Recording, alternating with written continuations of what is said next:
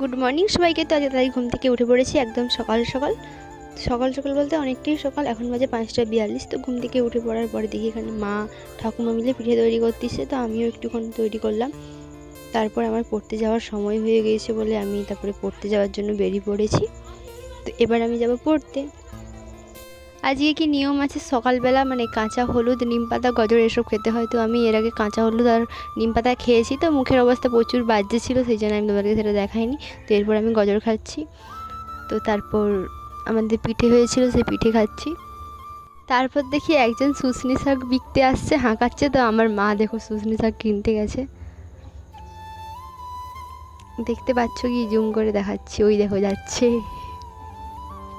এই যে এত ক্যাংড়া আছে, সব ক্যাংড়াগুলো আমাকে এখন বানাতে হবে। তো যাই হোক, কাজে লেগে পড়লাম। তো সব ক্যাংড়া আমার এখন বানানো কমপ্লিট। আজকে দুপুরে আমাদের রান্না হয়েছে 7 রকম শাক ভাজা, ওল ভাতে, লাউয়ের ঘন্ট, আর কচু দিয়ে ঘন্ট, মাছের টক।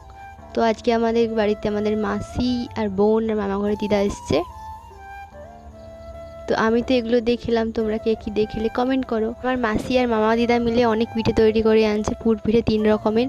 তো নারকেল দিয়ে, ডাল দিয়ে আর পাতাকপি দিয়ে। তো তোমরা কোনটা পছন্দ করো কমেন্ট করো। তো আমার তো বেশি নারকেলটাই ভালো লাগে। ভিডিওটা এখানেই শেষ করছি, কেমন লাগলো জানিয়ে লাইক কমেন্ট শেয়ার করে দাও। দেখা হচ্ছে পরবর্তী মিনি ব্লগে। বাই।